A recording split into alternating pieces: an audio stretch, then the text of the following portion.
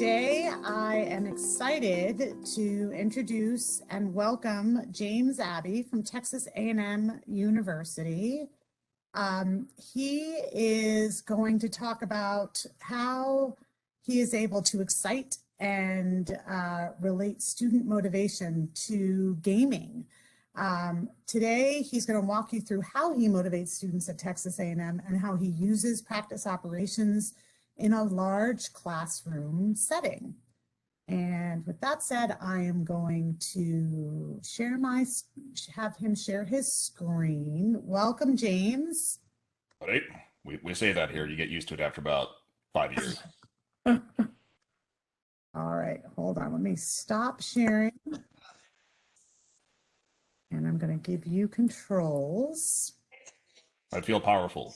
I know, I feel powerful. I'm the one changing the roles. It's very exciting. Wow. All right, here you go. You're on. My screen, and I have to make sure I pick the right one because I've got 3 of them here because I'm in Space Mission Control, because I also teach programming. Okay. So is anybody there? That's the real question. Put something in chat if you're there. That way I know I'm talking to someone. Anyone? No one. Okay, there we go. We have at least one attendee, so now I feel I can start. So what we're thank you for the howdy. I appreciate that. Like I said, it takes a while. I'm used to hi or hello, and then you come here and it's like a cult. And Texas A&M really is a cult. They even have the name 2%er. So 98% join the cult and 2% don't. So you kind of get used to it at the now the largest undergrad university in the country. So one of the things that comes with being the largest undergrad university in the country is class sizes of, in my case, next semester, I'll be teaching 630 students in one class. Yeah, 630. It's a unique setup. The building was just built and just in time, it opened just in time for COVID. So I was actually a teaching fellow. I was working for 18 months on how do we use this space, because I'm going to be in basically what I call the Coliseum of Death. I will be in the middle of 630 students, literally surrounded 360 degrees by students and 6 gigantic IMAX screens, which one of the things we're going to cover is what you're seeing here today, the simulation.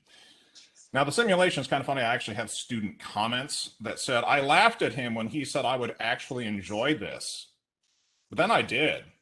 And so I have a lot of students who, I guess in a sideways way, are saying they didn't like my course, but they like the simulation. And I'm like, thanks. It makes me feel fulfilled as a professor. But the simulation is, for a lot of students, the first time something becomes truly immersive. It's something where they actually play and kind of tinker around instead of doing a spreadsheet, or instead of doing an exercise or a quiz or a test or whatever it might be. They get to actually play in the sandbox, which is very important in my opinion, because it engages more of the students than the typical dry assignments we all use. So what is the simulation game's purpose? And this is an activity-based engine here. It can run on tablets. I don't know why, but some of my students even play it on their cell phones, which I think is ridiculous because I can't watch movies on my cell phone. My eyes just aren't what they used to be. And the picture that you saw of me and when I had more hair, you get older, things happen. But what's the game's purpose here is really to tie the entirety of a supply chain course together. Now, if you don't do MRP, which I do not, and there is MRP implicitly in here, that's okay. The students will struggle a little bit more, but they have to have more intuition on what's going on and why. So what's happening here is the picture I have here is actually the operation station. So you have things like printing, you have things like the pressing, you have things like the pallet, you have things like the packaging right here, you have things like the cutting and the actual screen printing, as well as you can have different kinds of screen printing, multiple different machines you can buy or not buy, machines you can upgrade or not upgrade. So you might be thinking to yourself, okay, upgrades, break-even analysis. I try to kind of hint at this with the students because all of these topics that are included in the simulation in some form are either in my class or the classes that are requirements for my course, which is a junior level core course in supply chain and operations. So what happens here is, of course, the central thing in almost any company, as we can see all over the world right now, is actually the manufacturing side, and then everything that results from that, both the inbound to make things, the inbound materials, and the outbound to actually get it to the customer.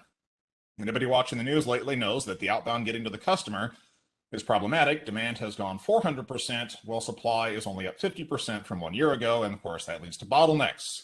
That's another piece of the simulation. Lots and lots of bottlenecks. So it's really fun to see the students struggle with this. They don't find it fun at first, but they eventually get used to it. I can say all day long, in process analysis, you need to find the bottlenecks, find out where the cadence of our system occurs, and find out how to make it faster.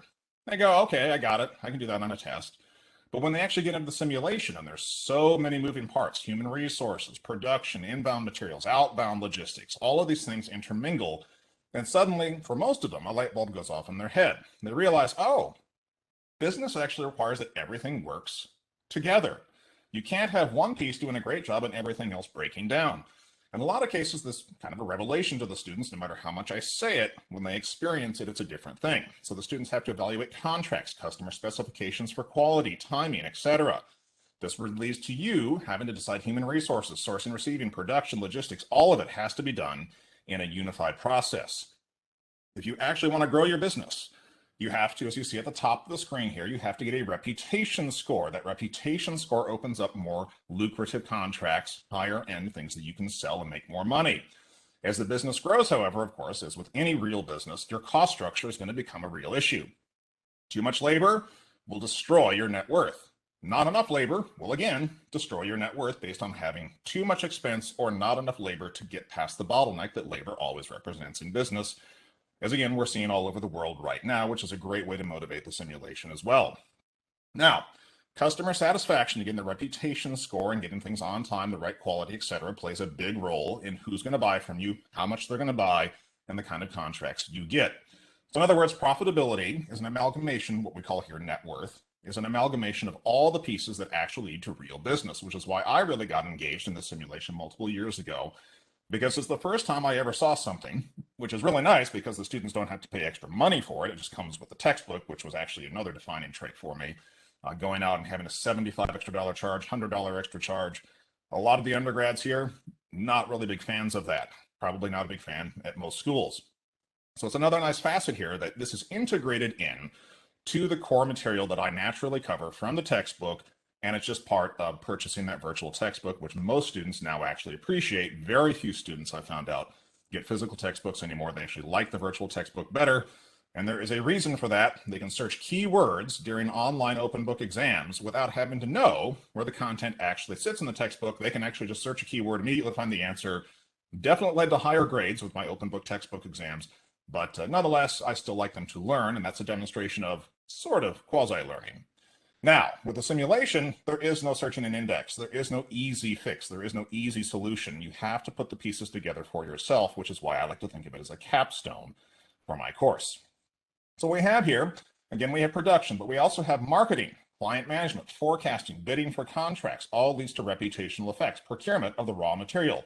Is it going to be cotton, denim, wool? Are you going to specialize in a kind of material? If you do, it limits the contracts you can bid on by its nature.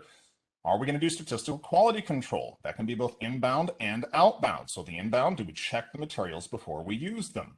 For the outbound, actually, Harper might be able to answer that. I think it's multiple different textbooks. So Jacobs is one, but I believe the simulation actually goes with multiple different McGraw-Hill textbooks. Correct me if I'm wrong. Goes with all of our operations management and supply chain management textbooks in Connect. That's what I thought. So again, it's a Connect-based thing that transcends the various textbooks. How do I grade it? Well, that's an interesting question. You have a lot of control over the grading. You can do things like, okay, you survived the simulation. You can give 25% for that. I actually used to give credit just for completing it until I saw a student click through in 2 minutes and say, well, I did it. I'm like, you didn't, you clicked end turn 90 times. Okay, that doesn't really count. So I have removed the just completing the simulation points. I put heavy weight on-time deliveries, which is, of course, a big deal in the real world. So that's one of the major metrics, and make that 25% of their grade. Another 25% of the grade is the reputation score, which is to say, did you kind of balance the on-time, balance the quality? Lots of pieces go into the reputation score, so it's kind of an amalgamation of multiple elements in the simulation. And finally, the hardest piece of the simulation is net worth. It is actually quite hard. Best I've ever done is in the 400,000 range, which gets barely to the upper 90s, 100%, but it is hard to get there. It took me a long time. Now, something I've noticed with the students, they take a long time. My highest performing students Anybody have a guess how many hours my highest performance students spend both practicing and completing the simulation? And I mean, they get engaged. So anybody want to type into chat what you guess might be a typical time for a very high performing, that is to say, A student? And I guarantee they don't spend this much time studying for a test. 6 to 10 hours, I like that. 50, whoa, that's scary. 50 hours, that's a full-time job. So yes, typical for most students who are high performers. Low performers, you can guess they're probably just trying it once and giving up, which you can't really make everybody pay attention. That's just the way teaching works.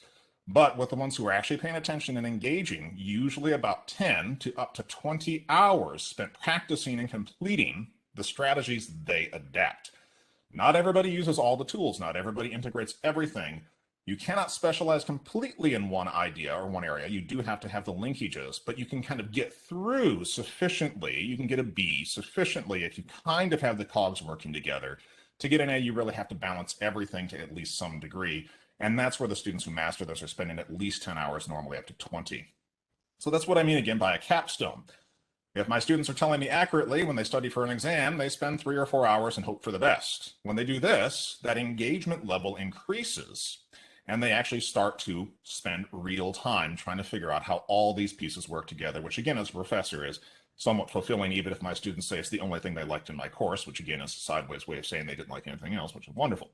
So again, this is a holistic thinking. This is putting all the pieces together, which is, again, the whole point of the simulation, the whole reason I went to this kind of model. Now, as far as the total course grade is concerned, I've kind of varied the simulation. When I first started it, I didn't know what to expect, so I only made it worth 10% of the course grade, and I gave extra credit for those who achieve certain high levels. Now, today, in the more virtual learning environment where I can't give physical tests and I cannot have kind of those checks and balances, I've made the simulation worth as much as 30% of my course grade as, again, kind of the quasi-final exam, the replacement for what should have been a final exam. But I really can't have what I consider an in-class capstone final exam in the virtual world. So I did up the simulation to 30% of the course grade. So I'm kind of dynamic on how I use it depending on the structure of the course in person versus online. I'd rather be in person, of course. That's just the way teaching is for me better. But when I was online, I made this the very heavily weighted capstone, so the students put a lot more energy and time into it, which was good to see. So again, what do we have here? In each of these pieces, now there are sub-practice modules. The first one is the production process, which is the engine. This is what drives the business. It shows them the basics of, should I invest in equipment? Can I get past bottlenecks? What's my production rate? What's my utilization rate? All those basics we cover in all of our courses. It only takes about 15 to 30 minutes to do this practice piece. Managing suppliers. Again, about a 15 to 30 minute kind of preparatory, taking them through a tutorial, showing them how to look at material inventories to notice that materials are either in short supply or sufficient supply. And of course, my mowing crew shows up just as I'm talking here, if you can hear them, which is the way the world works. Forecasting and contracts. The model here is more on the marketing side. Which contracts do you pursue? Do you have a premium side? Are you looking for margins only? Are you looking for quantity? Do you want to have a big production rate? And it introduces them to that first concept that the pieces are going together.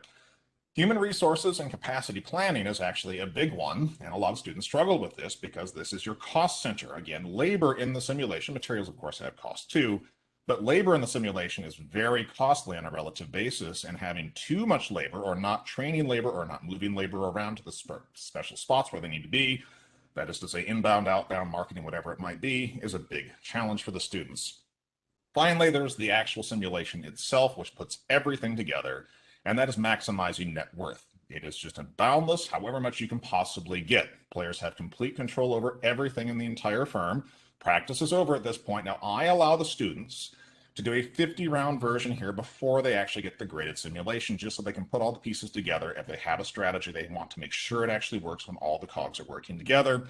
That's about 1 to 2 hours to do 50 rounds if they're just doing practice and they're not really that engaged.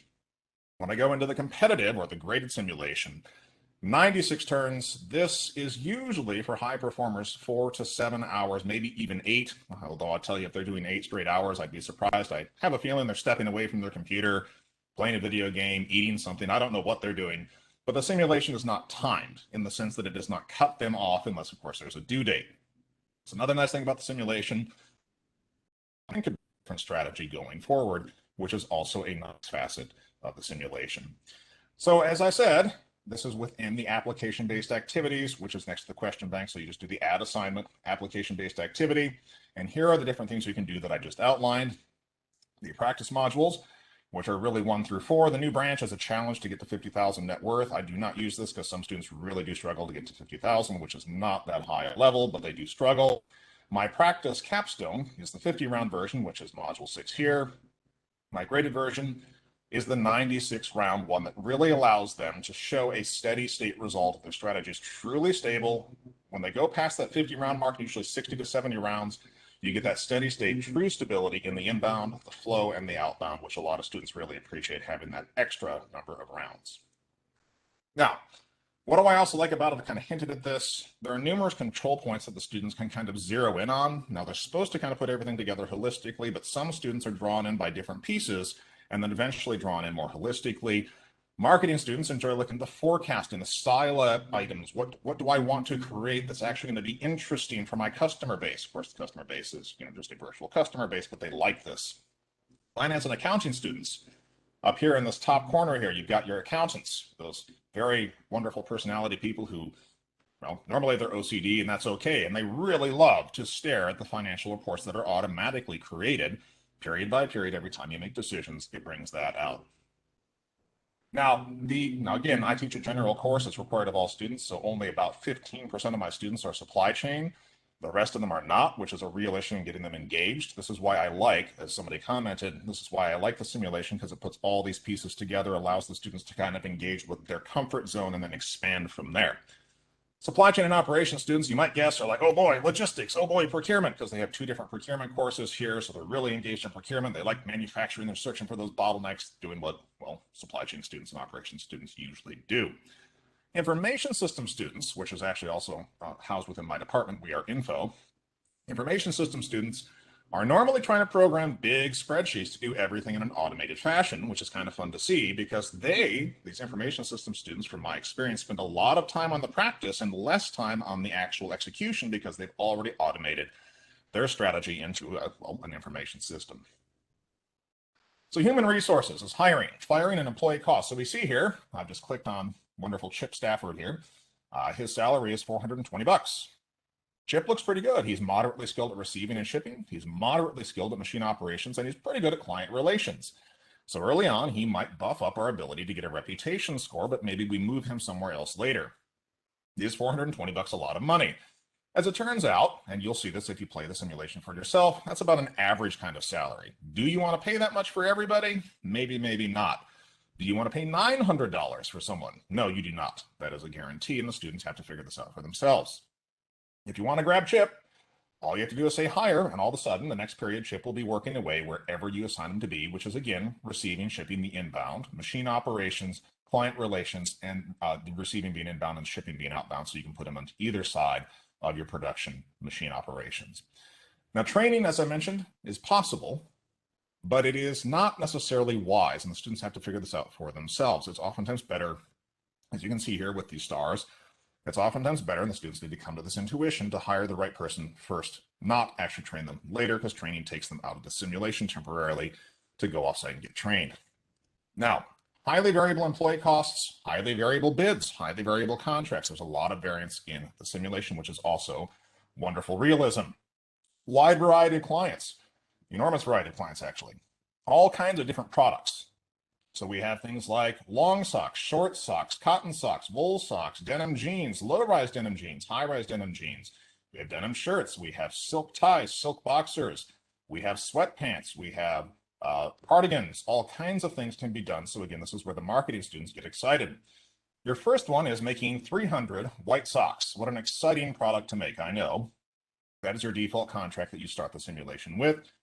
It's not a bad one. Makes you a little bit of money. Not too hard. You already have the cotton in stock. You have to learn how to do the rest. I'll take the silk, please. Okay, well, I'm going to take a sip of water on that note because, actually, little note, silk is one of the least expensive because it's a light material and highest profit margin areas, and the students hopefully come to that realization over time. Now, at this phase, there is a forecasting function that is automatically built in. They don't have to do the forecast externally. Forecasting is actually built into the simulation. As a matter of fact, your forecasting desk is right here. Might as well buy the forecast ahead of time to see what products are going to be hot in your simulation. Every simulation is stable in the sense that variance across the simulations is the same. Within a simulation, however, the products chosen will change so that students cannot just use their friends' answers. It's not going to work if they try to do that. Next up, receiving and procurement. This is a big area. We have 2 courses in procurement here, and the supply chain students get very engaged in this. They want to do statistical quality control. They want to look at the quality grades. They want to look at the timing. They want to look at the variance in the timing, lead times. What are we going to do? Do I want short lead times at a higher cost? Long lead times? I get a quantity discount. I can get a lead time discount if I don't push my vendors to be too quick in the shipping. All kinds of things that are actually realistic. Again, what kinds of things can we buy? Well, we can buy cotton, silk, nylon, denim, all these different things. You actually have a shipment schedule that automatically populates for the students. So we have shot by supplier, shot by material, what's my delivery schedule, what's my delivery history. You can see which vendors have actually delivered what they're supposed to, when they were supposed to, in the right quality they were supposed to, in the right quantity. Again, realistic. This is something that a lot of students struggle with at first because they don't realize, well, if I have and what we have here is an example, you probably can't read this, low price, medium quality, reliability low. This is going to be a high variance lead time, high quantity lead time supplier, not somebody you want to use unless you're going to buy buffer inventory or safety stock to get past both their quality and lead time issues. This, of course, interrupts the entire supply chain for you as well. What else do we see here in production? Well, as I mentioned, we have packers. That is right here to ship things out. Do you want to upgrade this? The answer is yes, you do. That's break-even analysis, but the students need to spot this. Do you want to upgrade at a cost, big fixed cost, but it lowers, of course, the variable cost, which is what break-even analysis is all about. Confirm this, you spend some money, and you need to do it right away. Students need to find this for themselves, hopefully. So upgrade the machinery. If you're not using machinery, you can sell it. Now, of course, it's unwise to buy and then sell machinery, but sometimes students do this as well. You get a production plan or master production schedule. It gives you your utilizations very low on this first contract, only 9%. Generally speaking, you can get up to about 60 to 80% if you dial things in, but it doesn't go a whole lot higher than that, unless, of course, you create problems on labor shortages. Then utilization can radically vary. Notice here in the current production runs, we can do our initial contract of the white socks. If you want to have more contracts simultaneously going into your production schedule, you have to have 1 worker per contract to get that extra capacity. Again, tying in the HR to your contracts, to the production, everything is holistic. Shipping and logistics, we all know how this works. Now, there is a lot of complexity here that the students have to spot. We have the weight of cotton, we have the weight of silk, we have all these different things, and that goes into these weight categories here. We can have a 2-week delivery, 1-week delivery, or expedited same-week delivery. Notice, of course, the cost structures change radically based on this, the fixed cost, the variable cost, the weight of the packages. Should I be shipping partial orders? Should I be shipping only complete orders? This is something the students have to decide, especially if they're running late, which oftentimes they are. Expediting is therefore allowed, but typically unwise, as you can see by the cost structures, very high fixed costs and radically 3-fold increase variable costs here if you have the heavy orders and you're trying to expedite, not a good idea. Again, as I said, full load or partial shipment, students can choose this. Highly recommended, of course, to do full loads. The contract size is going to generally influence your economies of scale inbound, production, and again here in outbound, and it's really brought to the fore here in the outbound with this heavy fixed and variable cost analysis. Again, as I mentioned, you can do statistical quality control, inspection at the inbound material side, inspection at the post-production side as well. This eats up labor, it eats up time. It has a cost to it, both in time and raw cost using the labor. Is that wise to do? Maybe, maybe not. Depends on the contracts. Again, this holistic nature, the contracts you have chosen to pursue, the quality grades, the timing that your customers are demanding of you, which you bid on. You bid on the timing, you bid on quality, levels of contracts, usually based on the margins you're trying to make. So what we see here in my whirlwind tour here, as I talk like an auctioneer, a whirlwind tour of our company here. Now, what's nice is, again, and it's actually an interesting facet here, this runs on computers just fine. It will eat up a fair amount of CPU, as I noted. I played it on Android, I played it on an iPad, and it actually runs beautifully on both, which your students also enjoy. What you can do is click on any of your departments. Now, it looks like I'm down to 5 minutes here, so what I would like to do is actually open up the simulation very briefly in a browser here and fire up my production line here. So hopefully you can see my screen here. I'm hoping can. Okay, so here we go, loading on a PC. Now, again, this is somewhat CPU intensive on a PC. It actually is much more efficient on a tablet, largely because I believe it was actually developed as an app. All right, it worked. That's a good sign.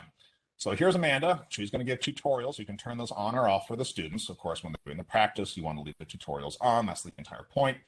When I'm doing the capstone, I'll usually turn them off because I don't really want, well, let's see here, it's using up a lot of CPU, as I said, which is normal for the simulation itself. So very quickly here in the last couple of minutes, unless I had a bunch of questions, what we're going to do is just kind of bounce around here. So I'm going to click in here. Let's see who we got. Actually, that's a emeritus faculty's name, Robert Johnson. So there he is, making $400 a week. We have over here, Joe Lopez, a little cheaper, with some skills, and then we see that again the variance is kicking in both in cost and skill sets. So obviously there are some easy decisions here on who to hire and who not to hire right away. We have higher cost, lower skilled employees. We have an equally skilled employee at 400 to an employee at 260. Unless you're desperate for labor, not too hard to figure out what to do. Now over here, again, we have our finances. We have the contracts that are active. We have no completed contracts. We haven't done anything yet. We can go into our financials. We can go into our forecasts here. So here is the initial forecast I can purchase for a whopping $10 out of 11,600 starting. And yes, you can run a deficit, much like apparently every company and government in the world. So you can purchase these forecasts to know what's coming in your version of the simulation. You can look at which clients are likely to buy your products. Now, reputation score right now at the start is 1 star. Not going to sell to a 3-star. You're certainly not going to sell to a 4-star reputation. That is not going to happen in the early going. You have to build your company's reputation to achieve access to those contracts. We have cotton, denim, khaki, nylon, silk, and wool. So we have a lot of variance in the materials we can choose to use. Now notice something. Embedded in this is a holding cost per week or per period. We have average sales prices, and we have the weight. That weight's going to be important when you go to the shipping side of things. All right, very quickly stepping out of bidding and contracting. And the other shortcut we can use is here at the bottom. So we can go to home, we can go sound on, exit game. I'm going to go into receiving. So notice in receiving, we have various elements of the cotton sitting here, nylon sitting here, wool sitting here, our initial seed stock, if you will. If we click here, here's where we can start buying. We can shop by material if we know what contracts we want to bid on. We can look at the delivery schedule, what's ahead. We can look at the history, what's behind, what do the suppliers do, what did they give us. And as you can see, it's kind of like The Sims. Now, it's kind of funny when you have the workers sitting here, they flail their arms out to the side.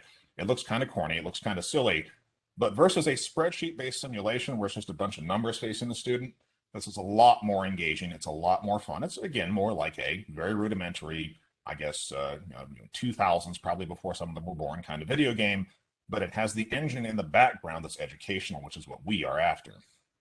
All right, so we need workers. We know we have a contract, so I need to produce 300 socks, assuming that I'm not going to do quality control. I'm not going to have loss, so I'm just going to go ahead and produce 300. So now, there we go. Now, if you can hear this, probably not. Now I have the engines whirring. There's actually sounds. If you've ever listened to The Goal, Elliot Goldratt, the actual book on tape, it is worth doing. It has all sorts of professional voice actors, sound effects, all of that. We have that here in the simulation as well. View your production plan. Well, there it is, as I had in my slides. And very quickly jump into the last piece before you have to go here in 1 minute. And I'll try to take any questions very quickly. Here you have, as I talked about, the expedited priority standard, the weight ranges, depends on the material choices you've made, the contracts you bid on, how quickly you need to get to the client. All the cogs have to work together. All right, so with 30 seconds left, I'll take any questions. 30 seconds. Right. James, question that came to me privately. Sure. One was exciting. I didn't know this existed. Yay. The other one was, is it difficult to train students on how to use this? So that's, again, this is why I use it as a capstone. Now, I've seen some professors actually use the training pieces throughout the semester, kind of guiding the students even 2 weeks deep. They open up a practice module, or they do it when they hit that content in the course. I've seen other professors actually open it up for the entire semester and say, give it a try, see what happens.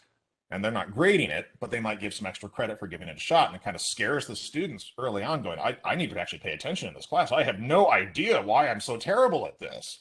And I don't personally do that, but it apparently does shock some students into really trying to get ahead of the game.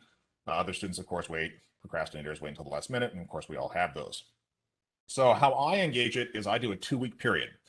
I have a basically 9-10 day stretch where I give them unlimited practice. You can do all the practice all you want. You can do the 50-round simulation as many times as you want to try it. And I strongly encourage them to do so. And about 80% of my students will do the practice. 20%, of course, don't, and they pay a price for that when they do the actual graded. Then I open up the graded portion for 5 days because they do need time, and I give them 3 runs, unlimited time, 3 total runs, highest grade counts, and then I let them kind of run wild and try to see what's working and what's not. Do I get a lot of emails? Normally during the actual competitive or the graded portion, that's when the emails start coming in from the students who did practice. And they're saying, I don't know what's going on. How can I get ahead? And I say, and I have kind of these slide decks. I've already given them introduction, usually about 30, 45 minutes in class, and I've walked them through what we just did. I say, remember bottlenecks, remember production, remember the weight, remember expediting, remember kind of integrating the labor. So I give them not a whole ton of guidance, but I give them that you need to remember the pieces of this course and what I told you. So that's how I personally do it.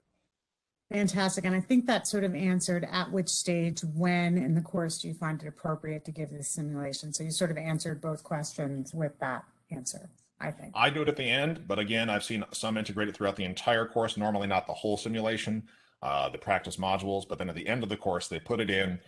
I use it as a substitute for the final exam when teaching virtually, because yet another exam is not diagnostic for my students. When I'm in person, I definitely have an in-person final exam as well. And I put the simulation the last 2 weeks, no new content. I shut down my course 2 weeks ahead of the final. It's only the simulation for those 2 weeks, and then we have our final exam, and I give a practice session. Wonderful. Well, thank you so much for sharing your fantastic techniques. So Pamela asked, is there a teaching note and slide deck for instructors? And yes, in Connect, there are teaching notes, there are student resources. I forget what it's called, but there's almost a teaching manuals and guides for students and for instructors. Are those useful, James? There's a sub-student manual, which I don't actually use. It gives a lot of information that I don't necessarily want them to be handed. So I try to kind of give it to them myself. And then I let them kind of explore in the sandbox again. I don't really want them to get too much hand-holding ahead of time. I want this to be a bit of a struggle to show that supply chain is not as simple as you thought. It's not this discrete concept and that discrete concept. It's all bundled together. Now, I know some people use the student manual to give it to the students. Again, I do not, my personal choice. Now, the instructor's manual, you definitely want to go through because it's going to talk all about the tools that are supposed to be in place. It's about, 80, 90 pages long. So it's not a short read, but it is actually well organized. And it's something you probably want to take a glance through before you actually try the simulation for yourself as well. The simulation, I spent dozens of hours playing it because I got engrossed in it, and I knew it was going to be interesting when I first played it, and 2.5 hours went by and I had not moved from my chair, and I'm looking around, like, okay, I did it. Wait a minute, it's what time already? How did this happen? And so that was when I knew that I was onto something, and then the students, not all, but many students have shown the same proclivity. Fantastic. And James is one of our digital faculty consultants. We have about 3 or 4 that are power users of this product. So if you need one-on-one help from an instructor, we do have digital faculty consultants that can help get you up and running. And so we are lucky to have you. And James, thank you, as always, for an amazing presentation of practice operations. There are a couple of other questions that I'm going to circle back to because we need to get our other author team up and running with their slides. But we will come back to those questions, and I'll send you an email, and we'll make sure that Ying gets the answer to that question. Sure, sounds good. All right. Thanks so much, James. Have a great day. Thank you.